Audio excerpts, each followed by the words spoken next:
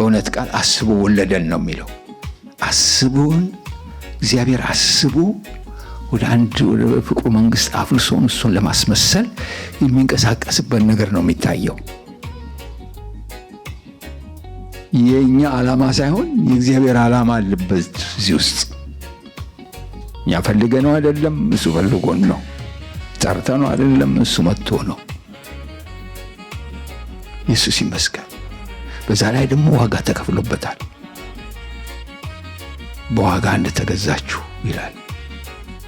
ኢየሱስ ይመስገን። እና ይህን የልጁን መልክ እንዲመስሉ የሚለው ነገር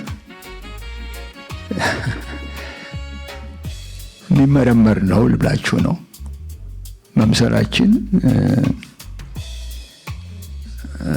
እሱን ለመምሰል ነው ዳግም የተወለድነው የተፈጠርነውና የወንጌሉ ዓላማ ይሄ ነው። አንድ ቀን በገዛ ደሙ የዋጀውን ሕዝብ ሙሽራ አድርጎ ሰማይ ለመውሰድ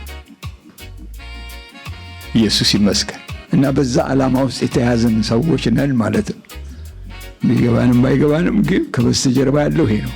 እስከ ማክበር ድረስ ጠራቸውን፣ እነዚህም ደግሞ አጸደቃቸው፣ ያጸደቃቸውን እዚህም ደግሞ አከበራቸው እስከ መባል አለው ነገር። ኢየሱስ ይመስገን። ኢየሱስ ይባረክ። እዚህ መሰብሰባችን ብቻ አትዩ ባካችሁ። አለ ትልቅ ዓላማ አለው። እግዚአብሔር ትልቅ ዓላማ ይዞ ነውና ወደኛ የመጣው። የሚፈለግ ነገር አለ እዚህ ውስጥ። ኢየሱስ ይመስገን።